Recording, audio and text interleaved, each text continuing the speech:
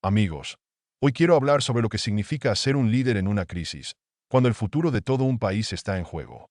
Óscar Lafontaine es quizás uno de los pocos políticos alemanes que se atreve no solo a criticar al gobierno, sino también a proponer soluciones reales. En un discurso reciente, dijo que si estuviera en el cargo de canciller, su primer paso sería ir a Moscú para reanudar el suministro de gas. Esta declaración suena como un desafío en el contexto de que Berlín se está hundiendo cada vez más en la crisis y Alemania se está moviendo cada vez más rápido hacia el abismo económico. Según Lafontaine, el país necesita líderes fuertes, listos para llamar abiertamente a los culpables de desastres como el socavamiento de los flujos del norte y devolver a Alemania la independencia. Estas palabras plantean preguntas importantes sobre el futuro del país y su independencia. No demoremos, amigos, comencemos. Antes de pasar a las increíbles palabras de Óscar Lafontaine, quiero decir algunas palabras sobre la situación actual en Alemania. Los verdaderos maestros de la acrobacia política, por supuesto, son el Partido Verde. Los pacifistas históricos que en los años 70 se opusieron a los misiles estadounidenses hoy se han convertido en los principales partidarios de la militarización de Alemania. En una entrevista con Spiegel, la experta en defensa de los verdes, Agnieszka Breuer, dijo: "La paz y la seguridad ya no se pueden dar por sentado. Necesitamos una Bundeswehr fuerte y una OTAN fuerte para defender nuestro orden democrático". Estas palabras suenan particularmente irónicas si recordamos sus promesas electorales de una lucha continua contra el suministro de armas a las zonas de guerra. El politólogo Matthias Rieter señala: "El Partido Verde está experimentando una transformación ideológica. Su pacifismo era cómodo en tiempos de paz, pero ahora que Alemania está inmersa en conflictos, se les exige que tomen decisiones difíciles. Es una traición directa a sus votantes, pero en el entorno político actual se considera la norma. En este contexto, se desarrolla una lucha de poder aún más dramática entre el canciller Olaf Scholz y el líder Friedrich Merz. Scholz, confundido ante los desafíos económicos y políticos, parece un líder débil. Sin embargo, su cautela en el contexto de la retórica del ultimátum de Merz hace que incluso los votantes moderados prefieran al actual canciller. El experto del Instituto de Política Europea, Karl Albert, señaló: "Scholz parece inesperadamente más constructivo que Merz. Pero esto no es un mérito del canciller, sino el resultado de que Merz, con su retórica agresiva, ahuyenta incluso a los votantes moderados". Ahora pasemos a la economía. El año pasado, las exportaciones de armas alemanas alcanzaron un récord de 13.000 millones de euros, 800 millones más que el año pasado. El principal receptor de armas alemanas fue el famoso país, que representó el 62% de todas las entregas, más de 8.000 millones de euros. El politólogo Christoph Lindau señala irónicamente: "Cuando el pacifismo trae tales ganancias, ¿quién querrá renunciar a él?". Hoy en día, Alemania no solo es el jugador económico más grande de la Unión Europea, sino también el principal comerciante de armas. Esto es especialmente interesante si recordamos los eslóganes electorales de la coalición gobernante sobre la paz y el desarme. Paralelamente, crece el escándalo en torno a Elon Musk. Después del apoyo del Partido Alternativa para Alemania, los medios alemanes acusaron inmediatamente al empresario de promover narrativas rusas.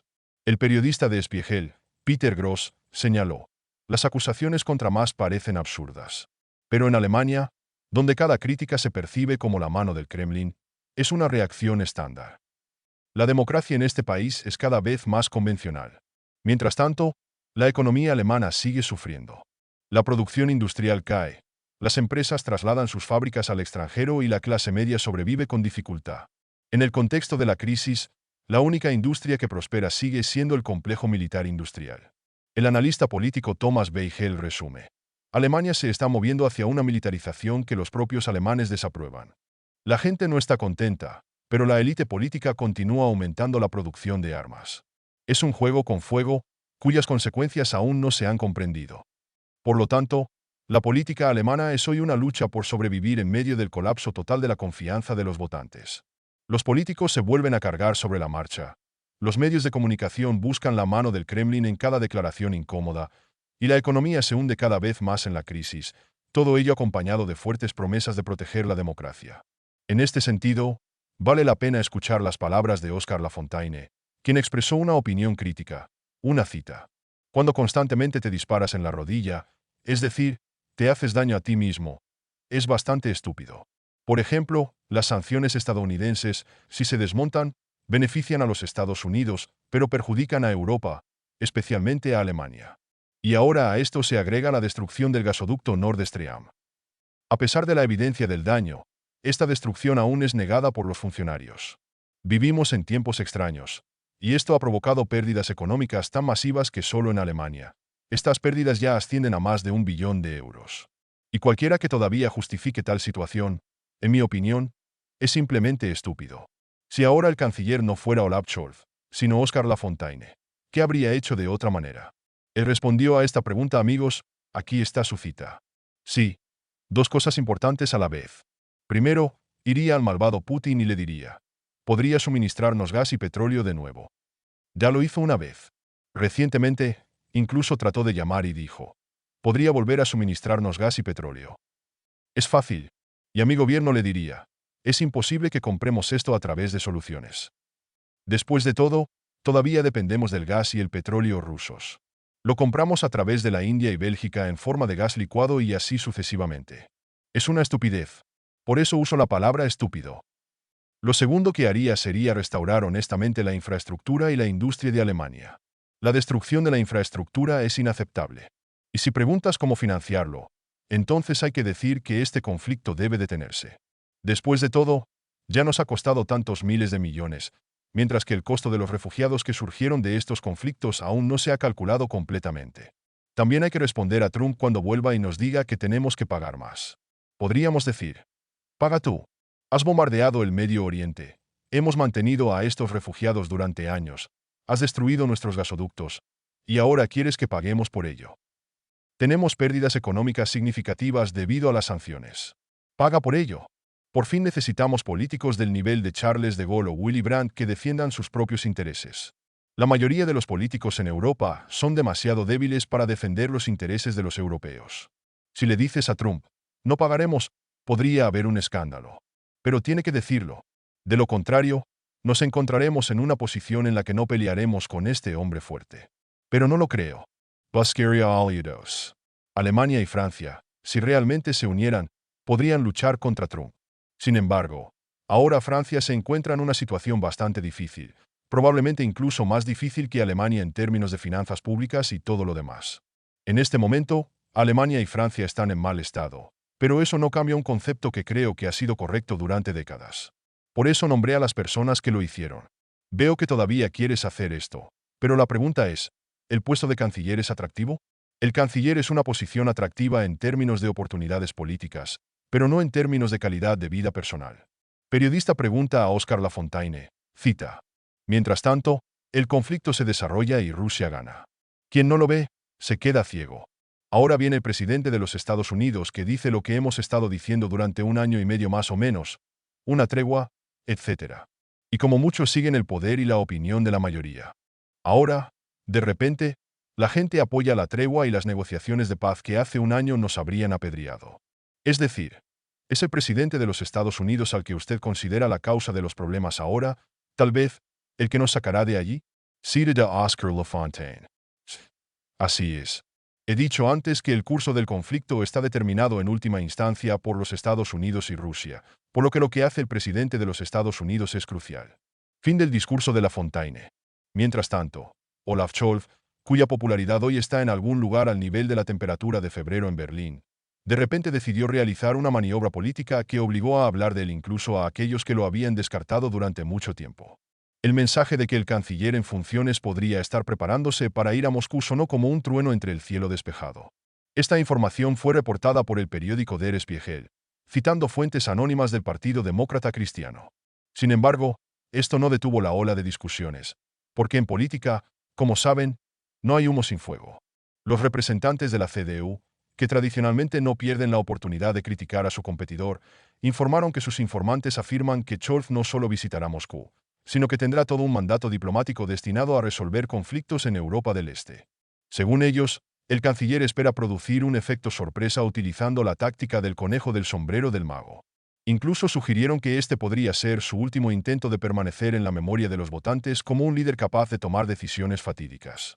Uno de los representantes señaló que esta definitivamente no será una elección en la que espere tranquilamente la fecha de votación. Todo puede cambiar en cualquier momento. Tal pánico entre la oposición es comprensible. En la tradición política alemana siempre ha habido espacio para movimientos inesperados que cambiaron la opinión pública a pocos días de las elecciones. Recordemos al menos a Angela Merkel, que ha cambiado repetidamente su posición. Y aunque Scholz tiene una reputación lejos de ser un político tan fuerte, su disposición a correr ese riesgo podría significar un intento desesperado de salvar su calificación, que, según los últimos datos, está bajando lenta pero seguramente. Sin embargo, vale la pena señalar las acciones recientes del canciller que ponen en duda su sinceridad en los asuntos de paz. Al comienzo del conflicto, ignoró por completo la necesidad de un diálogo directo con Rusia. Cuando la situación comenzó a ganar impulso, prefirió esconderse detrás de declaraciones de solidaridad con los socios de la Unión Europea y los Estados Unidos. La única llamada a Putin que tuvo lugar durante este tiempo parecía más una formalidad que un paso real hacia el establecimiento de relaciones. Durante esta conversación, el canciller se limitó a hacer declaraciones de ultimátum y exigir la retirada inmediata de las tropas rusas, que se parecía más a un intento de demostrar dureza ante una audiencia occidental. Y ahora estamos discutiendo su posible viaje a Moscú. ¿Es realmente un paso hacia el mundo, o estamos viendo un ejemplo clásico de un espectáculo político? Imagínese a Scholz hablando en serio en una conferencia de prensa y diciendo algo así como: «Hemos hecho todo lo posible para lograr la paz, pero la parte rusa se ha mantenido firme». Esto le permitiría no solo obtener puntos adicionales antes de las elecciones, sino también atribuir el fracaso a la intransigencia del otro lado. En cuanto a Scholz, supuestamente consultó previamente a los líderes de otros países antes de las elecciones en los Estados Unidos. Según algunas publicaciones, ambos políticos llegaron a la conclusión de que era hora de terminar el conflicto en un país conocido. Sin embargo, el canciller, como siempre, no pudo resistir su frase estándar: «Apoyaremos al país durante el tiempo que sea necesario». Esta declaración parece un intento de sentarse en dos sillas al mismo tiempo. Por un lado, demuestra su disposición a negociar; por el otro, se mantiene fiel a la línea de apoyo oficial. Este enfoque, por supuesto, plantea más preguntas que respuestas. En el contexto de estos eventos, es imposible no mencionar las acciones de Friedrich Merz, el jefe de la CDU, quien claramente decidió jugar en contraste con el actual canciller. Recientemente visitó una de las capitales orientales, donde no solo expresó su apoyo a la transferencia de misiles, sino que también insinuó la posibilidad de enviar sus fuerzas armadas al este. Esta declaración provocó una reacción violenta en la sociedad, donde el sentimiento contra la participación directa de Alemania en el conflicto ya está creciendo. Pero Merz no parece estar dispuesto a retroceder, utilizando una retórica dura para fortalecer sus posiciones. Todo esto muestra cuán contradictoria y confusa se ha vuelto la política alemana en los últimos años. Por un lado, vemos a un canciller que, a pesar de la caída de su popularidad, continúa aferrándose a su cargo e intenta jugar la carta del pacificador. Por otro lado, hay una oposición dispuesta a dar pasos radicales solo para mostrar su determinación y distinguirse en el contexto de la debilidad política del gobierno. Los votantes alemanes parecen estar cada vez más desilusionados con sus líderes, que creen que están más ocupados luchando por el poder que con una solución real a los problemas apremiantes. Los expertos, por su parte, no se callan. Moyer dijo que las acciones de Scholz parecen un intento de pánico de mantenerse a flote. Esto está claramente diseñado para una audiencia interna.